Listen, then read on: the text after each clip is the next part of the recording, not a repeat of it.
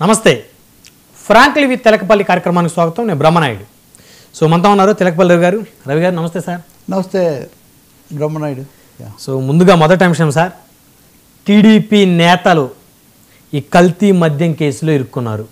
ఇది ఒక్కసారిగా ప్రభుత్వాన్ని కాస్త దిగ్భ్రాంతికి గురి చేస్తున్న అంశం, వైసీపీకి ఒక ఆయుధంగా మారిన అంశం.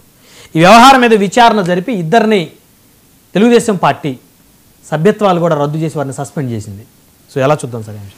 సో సభ్యత్వాలు రద్దు చేయాలి, సస్పెన్షన్ అంటేనే విచారణ చేస్తారు కదా. అంటే నిజంగా ఇది చాలా ట్విస్ట్. ఇది అంటే బ్యాక్ ఫైర్ అంటారు చూడండి.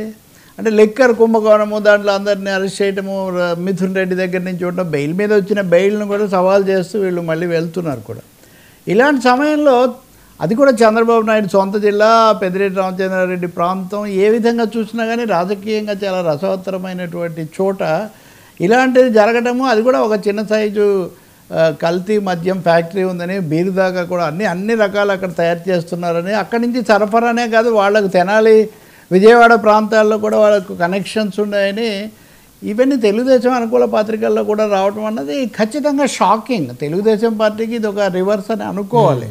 ఎందుకంటే అంతా అటువైపు జరిగింది, వాళ్ళు చేశారు ఇవన్నీ చెప్తూ ఉన్నప్పుడు మీరు అన్నారు దర్యాప్తు. ఇప్పుడు దర్యాప్తు ఏంటి? అధికార పార్టీకి ఆయన ఇన్ఛార్జి, నియోజకవర్గ ఇన్ఛార్జి, ఇంకొక ఆయన ఏది జయచంద్రారెడ్డి, ఇంకొక ఆయనేమో సురేంద్ర నాయుడు. వీళ్ళిద్దరు కూడా చాలా ముఖ్యమైనటువంటి నాయకులు అక్కడ. జయచంద్రారెడ్డి ఇన్ఛార్జ్ అంటేనే అభ్యర్థి కదా.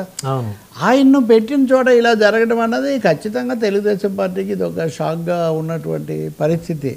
ఇంకా వాళ్ళ మీద సస్పెన్షన్ వేయటం అంటే ఓకే, ఇంకా తప్పనిసరి కదా, చాలా తీవ్ర స్థాయిలో.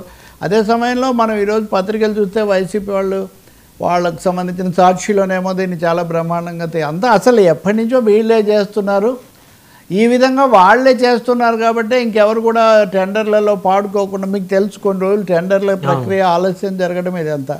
దీని అంతటి కూడా కారణం అది తమ గుప్పిట్లో పెట్టుకోవాలని చూశారు. పైగా ఇప్పుడు ఏం జరుగుతుంది అంటే, ఈరోజు ఒక పత్రికలో స్టోరీ చూస్తున్నాను, వీళ్లకు పెద్దిరెడ్డి రామచంద్రారెడ్డికి ఇది ఎవరికి సంబంధం ఉంది, ఆ సురేంద్ర నాయుడుకో ఎవరికో అని చెప్తున్నారు. ఉంటే కూడా మీరే కదా బయట ఉండాల్సింది.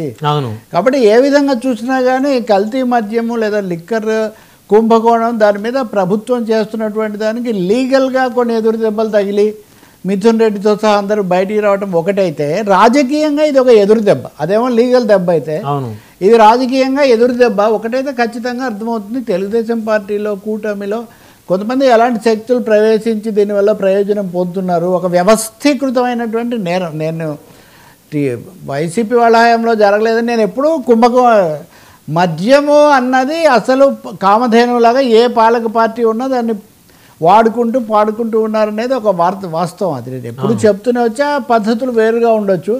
ప్రభుత్వంలో అమ్మడం వల్ల ఇదంతా జరిగింది, ప్రభుత్వమే టేకప్ చేయడం వల్ల అదే కుట్ర. బ్రాండ్లు బాగాలేవంటే ఏదో ఒక నాసిరకం బ్రాండ్లు కల్తీ కంటే మెరుగా, కల్తీ అనేది మరీ దారుణం కదా నాసిరకం బ్రాండ్ అయినా. సో ఇలాంటి ప్రశ్నలు వస్తున్నాయి. సహజంగా దీన్ని అడ్వాంటేజ్ తీసుకొని జగన్మోహన్ రెడ్డి ట్వీట్ ఇది పెట్టారు, సిగ్గుచేటు, మీరు ఒక పథకం ప్రకారం కుట్ర ప్రకారం చేశారని. అలాగే సతీష్ రెడ్డి కడప ఆయన ప్రధాన కార్యదర్శి, ఆయన కూడా ఒక ప్రకటన చేశారు. పైకి వీళ్ళిద్దరు కనిపిస్తున్నారు కానీ వీళ్ళ వెనక చాలా పెద్ద పెద్ద ప్రభుత్వ పెద్దలు ఉన్నారు. ఇప్పుడు ప్రభుత్వ పెద్దలు ఉన్నారు.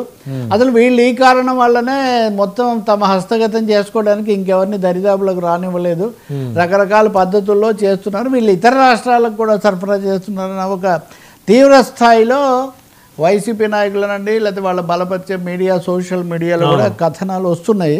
ఖచ్చితంగా దీనికి రాజకీయంగా నైతికంగా వాళ్ళు జవాబు చెప్పుకోవాల్సిందే. ఏ విధంగా వైసీపీ నాయకులను పోలీసులు కూడా తీసుకొని వెళ్ళి కోర్టుల దాకా వెళ్ళారో, అంటే ఇప్పుడు దాంట్లో వాళ్ళని పట్టుకోవడంతో పాటు ఇంకా ఎక్కడన్నా ఇట్లాంటి కనెక్షన్స్ ఉంటే, లింకులు ఉంటే వాటిని వదిలించుకోవాల్సిన అవసరం కూడా ఉంది. ఇప్పటికి కూడా వీళ్ళు వైసీపీ నుంచే వచ్చారు, వైసీపీకి సంబంధించిన వాళ్ళు చాలాసార్లు ఈ మధ్య చాలామంది తెలుగుదేశం మీద తీవ్ర విమర్శలు చేస్తుంటారు కూటమి మీద.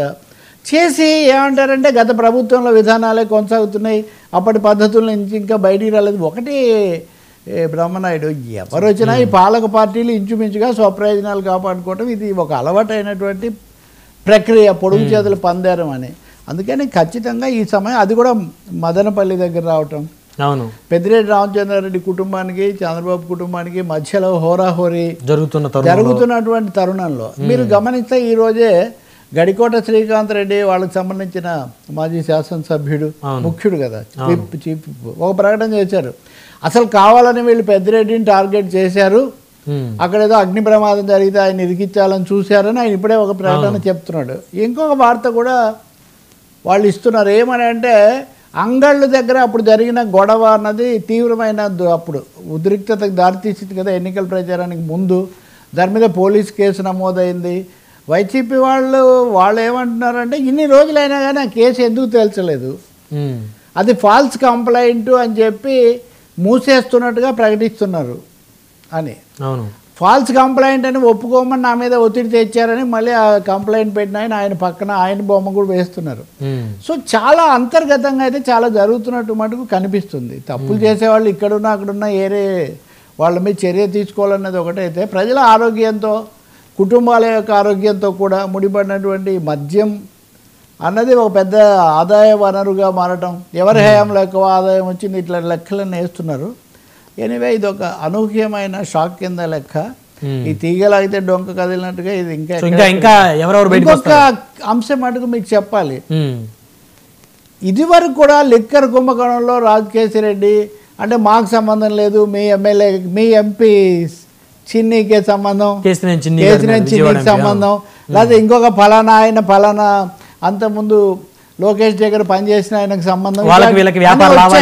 కాబట్టి మీరు గమనిస్తే అండి టీటీడీ కొండ మీద జరుగుతున్న దగ్గర నుంచి లిక్కర్ ప్రతి విషయంలో ఇక్కడ అక్కడ కూడా కొంతమంది మధ్యతలారులు, అక్రమ శక్తులు కథ నడుపుతున్నారు అనేది కూడా ఒకటి అర్థమవుతుంది. పైనుంచి ఆడిచ్చే వాళ్ళు ఎవరు అనేది పలికేది పలికించేది వాడు రామభద్ర ఉండటని. అసలు ఎవరు దీనివల్ల ప్రయోజనం అన్నది ఉంటుంది. అందుకే దీని సిట్ అనేది ఇప్పుడు దీన్ని కూడా పరిగణలోకి తీసుకొని మరింత సమగ్రంగా విచారణ జరపాల్సి ఉంటుంది. దీన్ని రాజకీయంగా ఏదో వైసీపీ టీడీపీ పంచాయతీగా మారిస్తే కూడా ఏం ఉపయోగం లేదు. రాష్ట్ర ప్రజల ఆరోగ్యానికి మహిళలు ఒకప్పుడు సారా వ్యతిరేక ఉద్యమం చేసి సాధించిన గొప్ప ఫలితాలను అమ్ము చేస్తున్న ప్రస్తుత పరిస్థితికి ఇది ఒక ప్రమాద సంకేతంగా చూడాలి. మరొక అంశం సార్, టీడీపీ ఎమ్మెల్యేలపై జనసేన నేత fire. So Tammireddy Shivashankar comments వెనక ఏముంది? ఇంట్రెస్టింగ్. నేను ఏదో అనుకోకుండా చూస్తే ఒక ఛానల్లో ఆయన మాట్లాడుతున్నారు. మనం గతంలో కూడా చెప్పుకున్నాం, చంద్రబాబు నాయుడు స్వయంగా మంత్రివర్గ సమావేశంలో ప్రతిసారి అసంతృప్తి వెలిబుచ్చుతున్నారు, మీరు సరిగ్గా చేయడం లేదు. అలాగే మీ కింద ఉన్న మీరు ఇన్ఛార్జీలుగా ఉన్న జిల్లాల్లో ఎమ్మెల్యేలకు మీరే చెప్పాలి, వాళ్ళు వచ్చి ఇక్కడ ఏదంటే అది మాట్లాడితే ఎలా కుదురుతుంది అని ఆయన మంత్రివర్గ సమావేశంలో చెప్పారని ప్రతిసారి మనకు కథనాలు లీకులు కొన్ని ఉదాహరణలు ఒకరిద్దరి మీద చర్య తీసుకోవటం, కొంతమందిని అసలు సభ అటు వెళ్ళేటప్పుడు వచ్చేటప్పుడు లాబీల్లో కూడా మందలించడం, ఇట్లాంటివన్నీ గమనిస్తున్నాం.